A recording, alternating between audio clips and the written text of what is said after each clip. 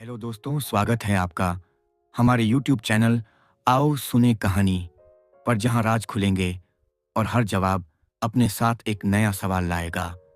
आज हम लेकर आए हैं दुनिया की सबसे मशहूर रहस्य लेखिका अगाथा क्रिस्टी की एक बेहतरीन कहानियां की श्रृंखला द 13 प्रॉब्लम्स, यानी 13 पहेलियां। ये कहानियां घूमती हैं एक सादगी भरी लेकिन छुपी रुस्तम मिस मार्पल के घेरे में। एक छोटी सी गांव की बुढ़िया जो बुनाई करते करते ऐसे राज सुलझा लेती हैं जिसे बड़े बड़े जासूस भी नहीं समझ पाते। तो तैयार हो जाइए सस्पेंस, थ्रिल और मनोरंजन से भरी एक रोमांचक यात्रा के लिए।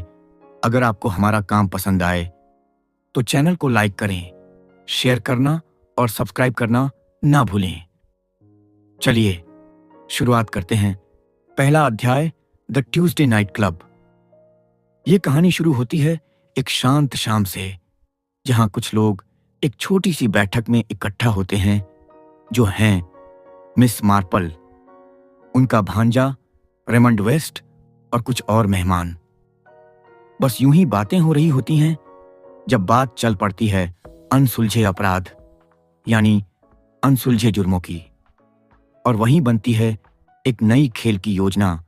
हर हफ्ते एक व्यक्ति एक असली घटना सुनाएगा और बाकी लोग उस राज को सुलझाने की कोशिश करेंगे। ये है मंगलवार नाइट क्लब, जहां हर कहां एक नया रहस्य है। रेमंड वेस्ट ने धुएं का एक बादल उड़ाया और एक तरह की जानबूझकर आत्मचेतन खुशी के साथ शब्दों को दोहराया, अनसुलझे रहस्य। उसने संतोष से चारों ओर देखा। वो यहां बैठे थे। कमरा पुराना था, जिसकी छत पर चौड़ी काली बीम लगी थी और उसमें पुराने अच्छे फर्नीचर लगे थे जो उसी के थे, इसलिए रेमंड वेस्ट की स्वीकृति भरी नजर थी। पेशे से वह एक लेखक था और उसे बेदाग माहौल पसंद था। अपनी आंटी जेन का घर उन्हें हमेशा उनके व्यक्तित्व के लिए उपयुक्त लगता था। उसने चूल्हे के उस पार देखा, जहां वह बड़ी दादाजी वाली कुर्सी पर सीधी बैठी थी। मिस मार्पल ने काले रंग की ब्रोकेड की पोशाक पहनी हुई थी, जो कमर के चारों ओर अच्छी तरह से कसी हुई थी। चोली के सामने मैकलिन लेस एक झरने की तरह लटकी हुई थी। उन्होंने काले लेस वाले दस्ताने पहने हुए थे और एक काली लेस वाली टोपी उनके सफेद बालों के ढेर के ऊपर थी। वह बुनाई कर रही थी, कुछ सफेद, मुलायम और ऊनी। उसकी फीकी नीली आंखें सौम्य और दयालु अपने भतीजे और उसके मेहमानों को सौम्य आनंद से देख रही थीं। वे पहले रेमंड पर टिकीं, जो आत्मचेतना से विनीत था, फिर कलाकार जॉयस लैम्पियर पर, जिसके कटे हुए काले सिर और विचित्र भूरी हरी आंखें थीं, और फिर दुनिया के उस सजे धजे आदमी सर हेनरी क्लिथरिंग पर। कमरे में दो और लोग थे, डॉक्टर पेंडर, जो पेरिश के बुजुर्ग पादरी थे, और मिस्टर पेथरिक, जो सॉलिसिटर थे, एक रूखे सूखे से छोटे आदमी थे, जिनके चश्मे से वे ऊपर से देखते थे, आर पार नहीं। मिस मार्पल ने इन सभी लोगों पर कुछ पल ध्यान दिया और होठों पर एक हल्की मुस्कान लिए अपनी बुनाई में लग गईं। मिस्टर पेथरिक ने सूखी हल्की खांसी निकाली, जिससे वे आमतौर पर अपनी बात शुरू करते थे। रेमंड, तुम क्या कह रहे हो? अनसुलझे रहस्य? हाँ, और उनके बारे में क्या? उनके बारे में कुछ नहीं, जॉयस लैम्पियर ने कहा। रेमंड को बस शब्दों की ध्वनि और खुद उन्हें बोलते हुए अच्छा लगता है। रेमंड वेस्ट ने उसे तिरस्कार भरी नजरों से देखा, जिस पर उसने अपना सिर पीछे किया और हंस पड़ी। वह एक पाखंडी है ना मिस मार्पल? उसने पूछा। तुम्हें यह पता है? मुझे यकीन है। मिस मार्पल ने उसे देखकर धीरे से मुस्कुराई, लेकिन कोई जवाब नहीं दिया। जीवन अपने आप में एक अनसुलझा रहस्य है, पादरी ने गंभीरता से कहा। रेमंड अपनी कुर्सी पर उठ बैठे और एक आवेगपूर्ण भाव से अपनी सिगरेट फेंक दी। मेरा यह मतलब नहीं था, मैं दर्शन शास्त्र की बात नहीं कर रहा था, उसने कहा। मैं वास्तविक साधारण तथ्यों के बारे में सोच रहा था, ऐसी बातें जो घटित हुई हैं और जिनकी किसी ने कभी व्याख्या नहीं की है। मैं ठीक वही बात समझती हूँ प्रिय, मिस मार्पल ने कहा। उदाहरण के लिए कल सुबह श्रीमती कैर्थर्स को एक बहुत ही अजीब अनुभव हुआ। उन्होंने इलियट के यहां से 2 गिल चुने हुए झींगे खरीदे। उसने 2 और दुकानों पर फोन किया और जब वह घर पहुंची तो उसने पाया कि उसके पास झींगे नहीं थे। वह उन 2 दुकानों पर वापस गई जहां वह गई थी, लेकिन ये झींगे पूरी तरह से गायब हो चुके थे। अब मुझे यह बहुत ही आश्चर्यजनक लगता है। एक बहुत ही संदिग्ध कहानी है, सर हेनरी क्लिथरिंग ने गंभीरता से कहा। जाहिर है इसके कई संभावित कारण हो सकते हैं, मिस मार्पल ने कहा। उनके गाल उत्साह से थोड़े गुलाबी हो गए। उदाहरण के लिए कोई और मेरी प्यारी चाची, रेमंड वेस्ट ने कुछ मनोरंजन के साथ कहा। मेरा मतलब उस तरह की गांव की घटना से नहीं था। मैं हत्याओं और गायब होने की घटनाओं के बारे में सोच रहा था। ऐसी चीजें जिनके बारे में सर हेनरी चाहें तो हमें हर घंटे बता सकते हैं। लेकिन मैं कभी भी दुकानदारी की बात नहीं करता, सर हेनरी ने विनम्रता से कहा। नहीं, मैं कभी भी दुकानदारी की बात नहीं करता। सर हेनरी क्लिथरिंग हाल ही तक स्कॉटलैंड यार्ड के कमिश्नर थे। मुझे लगता है कि बहुत सारी हत्याएं और ऐसी चीजें हैं जिनका पुलिस कभी पता नहीं लगा पाती, जॉयस लैम्प्रियर ने कहा। यह एक स्वीकृत तथ्य है, मेरा मानना है, मिस्टर पेथरिक ने कहा। मुझे आश्चर्य है, रेमंड वेस्ट ने कहा। किस प्रकार का दिमाग वास्तव में किसी रहस्य को सुलझाने में सबसे अच्छा सफल होता है? हमेशा यही लगता है कि एक औसत पुलिस जासूस कल्पना की कमी से बाधित होता है। यह आम आदमी का दृष्टिकोण है, सर हेनरी ने रूखेपन से कहा। तुम्हें सचमुच एक समिति चाहिए, जॉयस ने मुस्कुराते हुए कहा। मनोविज्ञान और कल्पना के लिए लेखक के पास जाओ।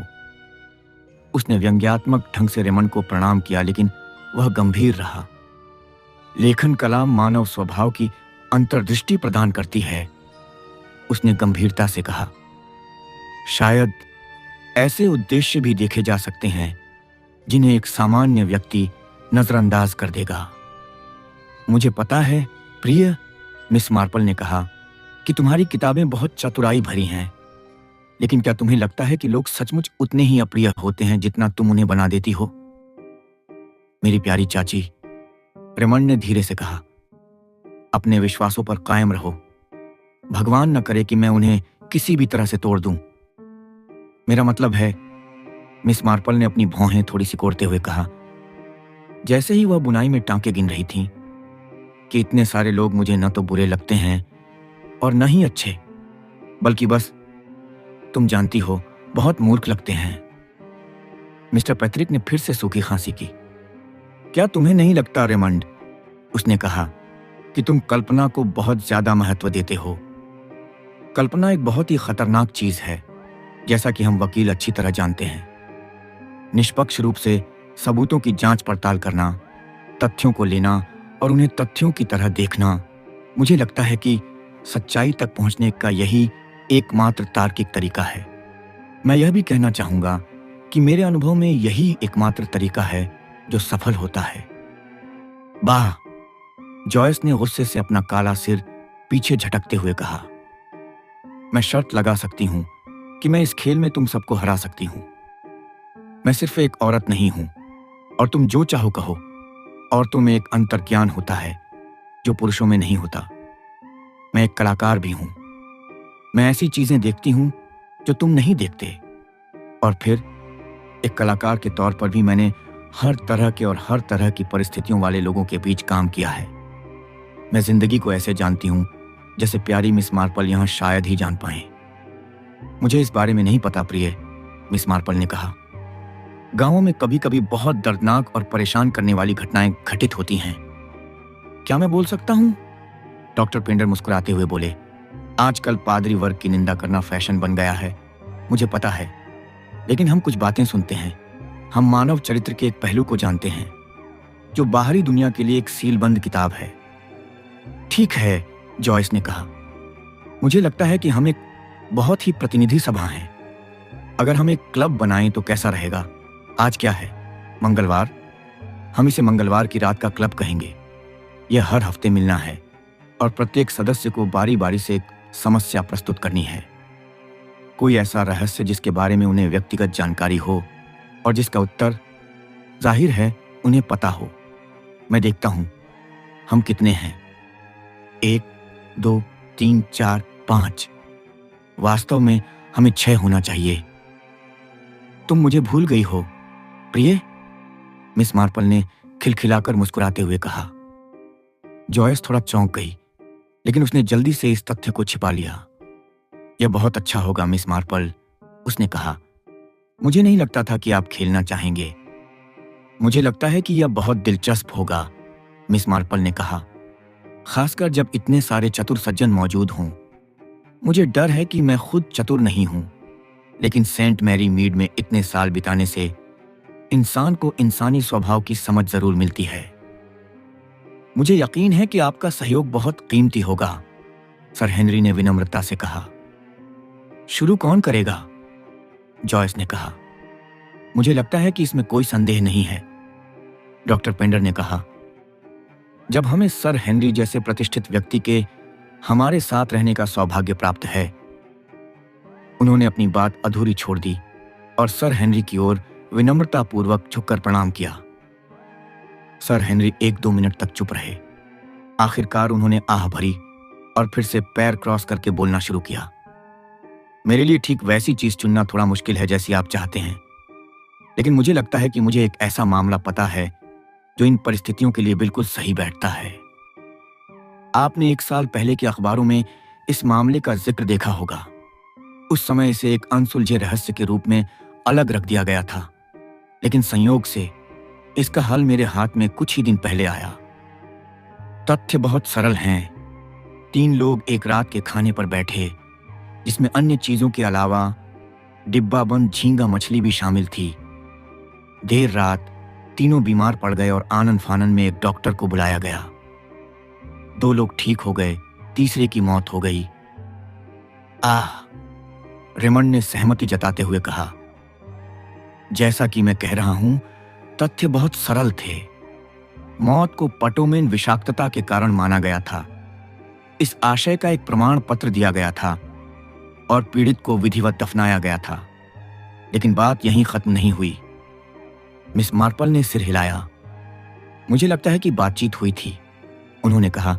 आमतौर पर होती है। और अब मुझे इस छोटे से नाटक के अभिनेताओं का वर्णन करना होगा। मैं पति पत्नी का नाम मिस्टर और मिसेज जोन्स और पत्नी की साथी मिस क्लार्क रखूंगा। मिस्टर जोन्स एक निर्माण रसायनज्ञ फर्म के लिए यात्री थे। वह एक अच्छे दिखने वाले, रूखे और भड़कीले स्वभाव के व्यक्ति थे, जिनकी उम्र लगभग 50 वर्ष थी। उनकी पत्नी लगभग 45 वर्ष की एक साधारण महिला थीं। साथ ही मिस क्लार्क 60 साल की एक मोटी, खुशमिजाज महिला थीं, जिनका चेहरा सुर्ख लाल रंग का था। आप कह सकते हैं कि इनमें से कोई भी बहुत दिलचस्प नहीं था। अब मुसीबतों की शुरुआत बड़े ही अजीब तरीके से हुई। मिस्टर जोन्स पिछली रात बर्मिंघम के एक छोटे से व्यावसायिक होटल में ठहरे थे। संयोग से ब्लॉटिंग बुक में ब्लॉटिंग पेपर उसी दिन नया डाला गया था और चैम्बरमेड, जिसके पास करने के लिए कुछ और नहीं था, मिस्टर जोन्स के वहां पत्र लिखने के ठीक बाद शीशे में ब्लॉटर को देखकर अपना मनोरंजन कर रही थी। कुछ दिनों बाद अखबारों में डिब्बाबंद झींगा मछली खाने से मिसेज जोन्स की मौत की खबर छपी और चैम्बरमेड ने अपने साथी नौकरों को ब्लॉटिंग पैड पर लिखे शब्द बताए। वे शब्द इस प्रकार थे। मैं अपनी पत्नी पर पूरी तरह निर्भर हूं। जब वह मर जाएगी तो मैं सैकड़ों हजारों। तुम्हें याद होगा कि हाल ही में एक पत्नी को उसके पति द्वारा जहर दिए जाने का मामला सामने आया था। इन नौकरानियों की कल्पना को उड़ाने के लिए बस थोड़ी सी बात की जरूरत थी। मिस्टर जोन्स ने अपनी पत्नी को खत्म करने और लाखों पाउंड की संपत्ति पाने की योजना बनाई थी। संयोग से उन नौकरानियों में से एक के रिश्तेदार उस छोटे से बाजार वाले कस्बे में रहते थे जहां जोन्स दंपत्ति रहते थे। उसने उन्हें पत्र लिखे और बदले में उन्होंने भी उसे पत्र लिखे। ऐसा लगता था कि मिस्टर जोन्स स्थानीय डॉक्टर की बेटी, जो 33 साल की एक सुंदर युवती थी, पर बहुत ध्यान देते थे। इस घोटाले की चर्चा शुरू हो गई। गृह सचिव को याचिका दी गई। स्कॉटलैंड यार्ड में अनगिनत गुमनाम पत्र आए जिनमें मिस्टर जोन्स पर अपनी पत्नी की हत्या का आरोप लगाया गया था। अब मैं कह सकता हूं कि एक पल के लिए भी हमें नहीं लगा कि इसमें गांव की बेकार की बातों और गपशप के अलावा कुछ है। फिर भी जनमत को शांत करने के लिए कब्र खोदने का आदेश दिया गया। यह बिना किसी ठोस आधार के प्रचलित अंधविश्वास के ऐसे ही मामलों में से एक था जो आश्चर्यजनक रूप से उचित साबित हुआ। शव परीक्षण के परिणाम स्वरूप पर्याप्त आर्सेनिक पाया गया, जिससे यह स्पष्ट हो गया कि मृत महिला की मृत्यु आर्सेनिक विषाक्तता से हुई थी। स्कॉटलैंड यार्ड को स्थानीय अधिकारियों के साथ मिलकर यह साबित करना था कि वह आर्सेनिक कैसे और किसने दिया था। आह, जॉयस ने कहा, मुझे यह पसंद है। यह असली चीज है। संदेह स्वाभाविक रूप से पति पर गया। उसे अपनी पत्नी की मृत्यु से लाभ हुआ। होटल की नौकरानी द्वारा रोमांटिक रूप से कल्पना की गई लाखों पाउंड की राशि तक नहीं, बल्कि 8,000 पाउंड की एक बहुत ही ठोस राशि तक। उसके पास अपनी कमाई के अलावा अपना कोई पैसा नहीं था और वह कुछ हद तक फिजूल खर्ची करने वाला व्यक्ति था और महिलाओं की संगति के प्रति पक्षपाती था। हमने डॉक्टर की बेटी के साथ उसके लगाव की अफवाह की यथासंभव सूक्ष्मता से जांच की, लेकिन जबकि यह स्पष्ट था कि एक समय में उनके बीच गहरी दोस्ती थी, 2 महीने पहले एक बहुत ही अचानक विराम आ गया था और ऐसा प्रतीत होता था कि उन्होंने उसके बाद से एक दूसरे को नहीं देखा। डॉक्टर, जो एक सीधे साधे और निश्चिंत बुजुर्ग व्यक्ति थे, शव परीक्षण के नतीजे देखकर अचंभित रह गए। उन्हें लगभग आधी रात को बुलाया गया था और उन्होंने तीनों लोगों को तड़पते हुए पाया। उन्होंने तुरंत श्रीमती जोन्स की गंभीर हालत का अंदाजा लगा लिया था और दर्द कम करने के लिए अपनी डिस्पेंसरी से कुछ अफीम की गोलियां मंगवाई थीं। हालांकि उनकी तमाम कोशिशों के बावजूद उनकी मौत हो गई, लेकिन उन्हें एक पल के लिए भी शक नहीं हुआ कि कुछ गड़बड़ है। उन्हें यकीन था कि उनकी मौत किसी तरह के बोटुलिज्म के कारण हुई थी। उस रात के खाने में डिब्बा बंद झींगा मछली और सलाद, ट्रिफल, ब्रेड और पनीर शामिल थे। बदकिस्मती से झींगा मछली बची ही नहीं थी, सब खा ली गई थी और डिब्बा फेंक दिया गया था। उन्होंने युवा नौकरानी ग्लेडिस लिंच से पूछताछ की थी। वह बहुत परेशान, रोती बिलखती और बेचैन थी और उन्हें उसे अपनी बात पर अड़ाए रखना मुश्किल लग रहा था, लेकिन वह बार बार कहती रही कि डिब्बा किसी भी तरह से फूला नहीं था और झींगा मछली उन्हें बिल्कुल ठीक हालत में दिखाई दे रही थी। ये वो तथ्य थे जिन पर हमें आगे बढ़ना था। अगर जोन्स ने अपनी पत्नी को अपराधी रूप से आर्सेनिक दिया था, तो यह स्पष्ट था कि रात के खाने में खाई गई किसी भी चीज में ऐसा नहीं हो सकता था, क्योंकि तीनों व्यक्तियों ने भोजन किया था। इसके अलावा एक और बात, जोन्स खुद बर्मिंघम से ठीक उसी समय लौटा था जब रात का खाना मेज पर लाया जा रहा था, इसलिए उसे पहले से किसी भी भोजन में मिलावट करने का कोई मौका नहीं मिला होगा। साथी के बारे में क्या? जॉयस ने पूछा। वह हृष्टपुष्ट महिला जिसका चेहरा खुशमिजाज था। सर हेनरी ने सिर हिलाया। हमने मिस क्लार्क की उपेक्षा नहीं की, मैं आपको विश्वास दिला सकता हूं, लेकिन यह संदिग्ध लग रहा था कि अपराध के पीछे उसका क्या मकसद हो सकता है।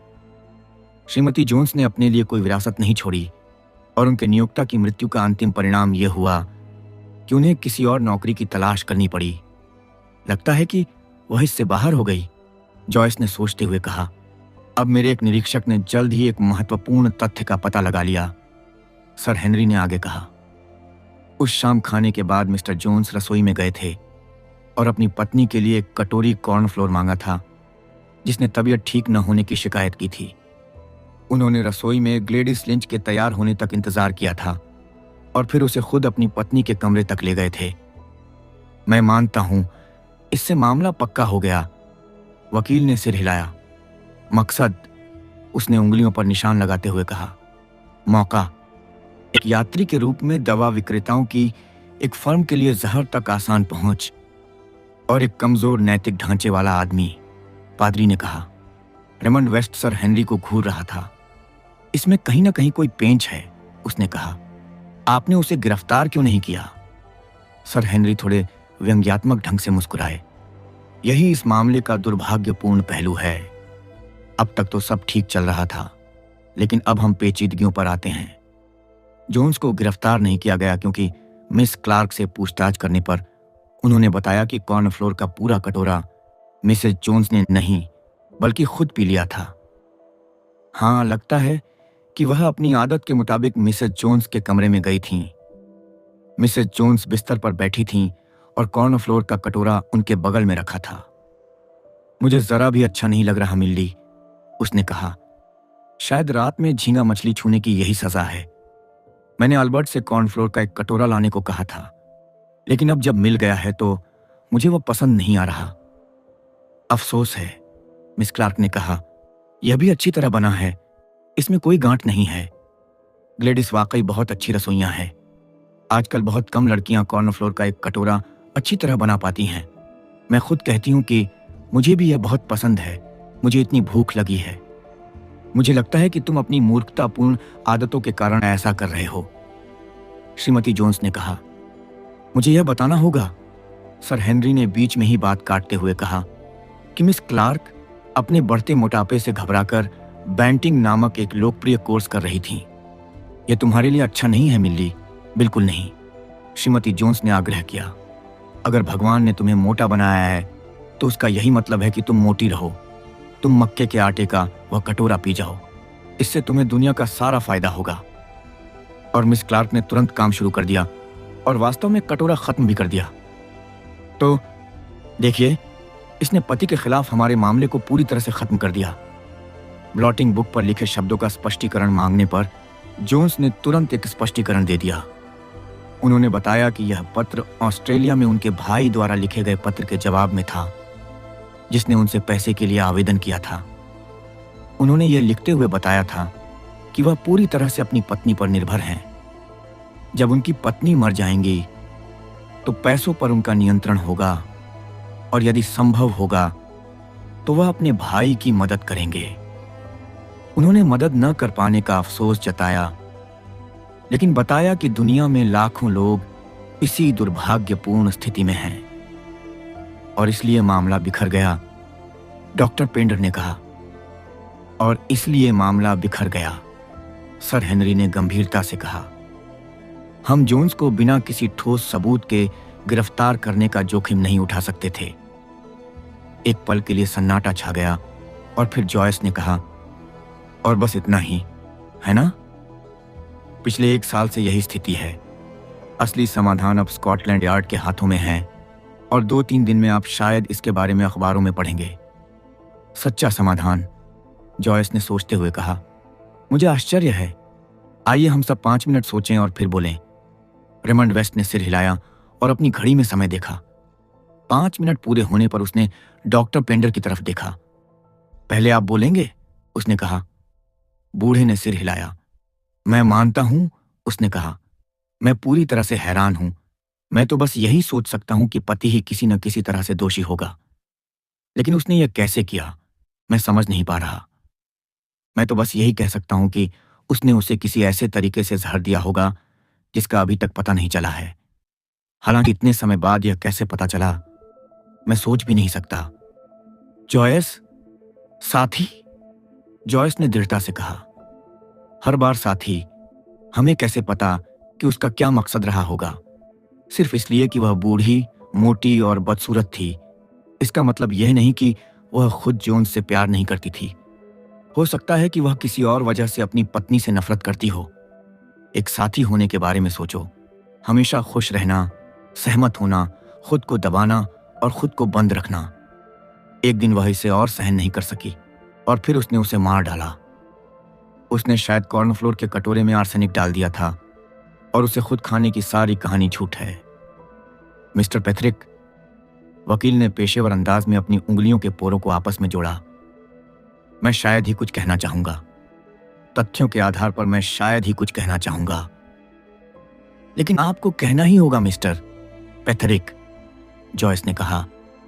आप फैसला सुरक्षित नहीं रख सकते और बिना किसी पूर्वाग्रह के कहकर कानूनी तौर पर पेश नहीं आ सकते।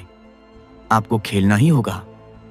तथ्यों के आधार पर मिस्टर पैथरिक ने कहा, ऐसा लगता है कि कुछ भी कहने लायक नहीं है।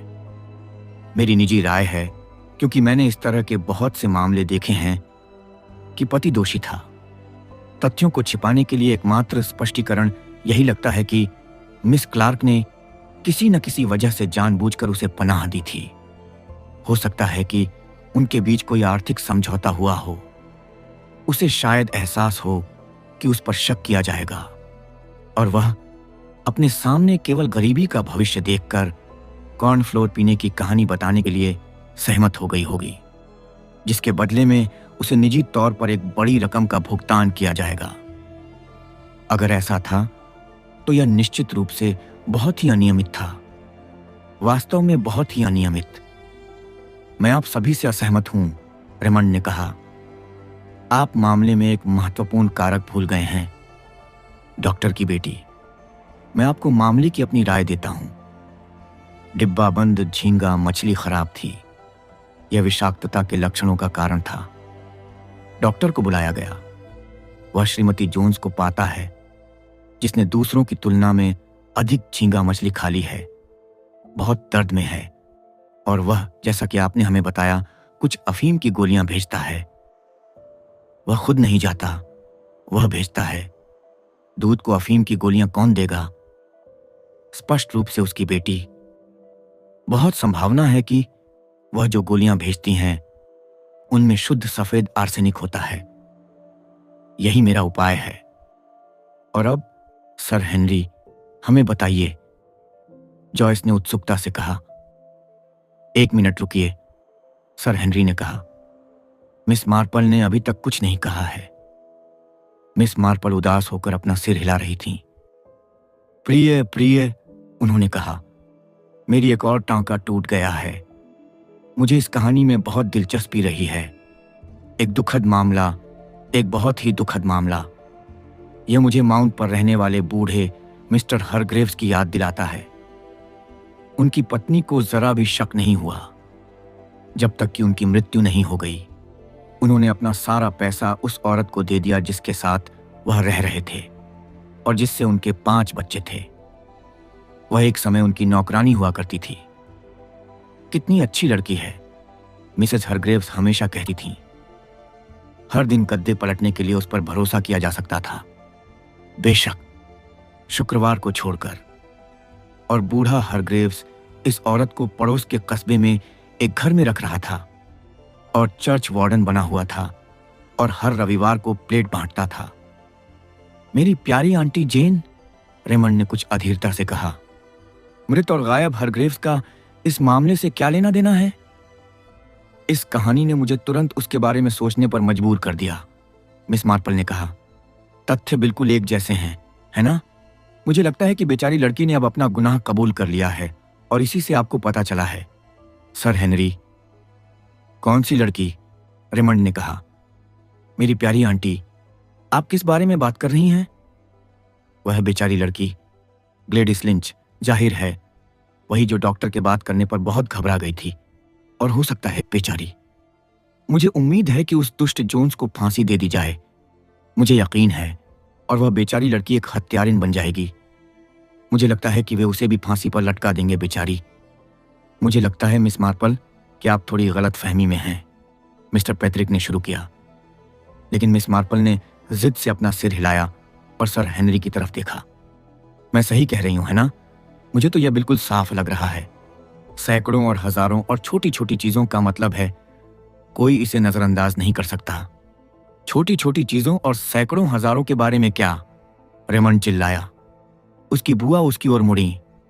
रसोइयां लगभग हमेशा ट्रिफल पर सैकड़ों और हजारों डाल देते हैं प्यारे, उन्होंने कहा।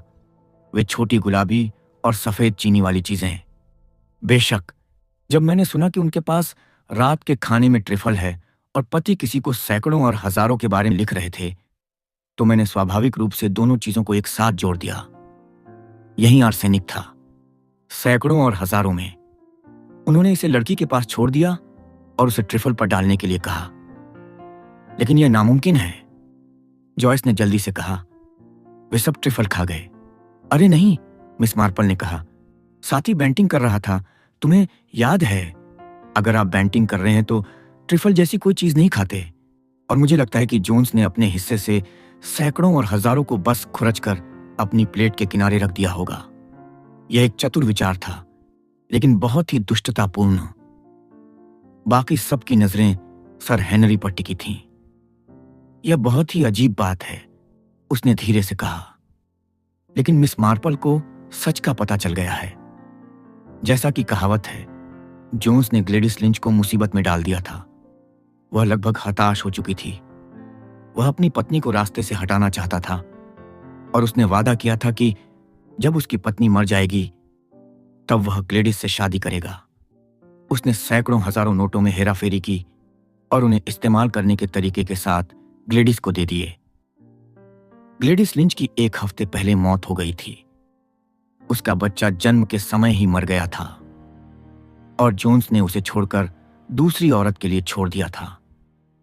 जब वह मर रही थी तब उसने सच कबूल कर लिया। कुछ पलों की खामोशी छाई रही और फिर रेमंड ने कहा, खैर आंटी जेन, यह आपकी जिम्मेदारी है। मुझे समझ नहीं आ रहा कि आखिर आपने सच का पता कैसे लगा लिया। मुझे कभी नहीं लगा कि रसोई में काम करने वाली छोटी नौकरानी का इस मामले से कोई लेना देना है। नहीं प्रिय, मिस मार्पल ने कहा, लेकिन तुम जिंदगी के बारे में उतना नहीं जानती जितना मैं जानती हूं। जोन्स की तरह का एक आदमी, रूखा और खुशमिजाज। जैसे ही मैंने सुना कि घर में एक खूबसूरत जवान लड़की है, मुझे यकीन हो गया कि वह उसे अकेला नहीं छोड़ेगा। यह सब बहुत ही दुखद और दर्दनाक है और इस बारे में बात करना भी अच्छा नहीं लगता। मैं आपको बता नहीं सकता कि श्रीमती हारग्रेव्स को इससे कितना सदमा लगा होगा और गांव में 9 दिनों का एक अजीब सा माहौल था।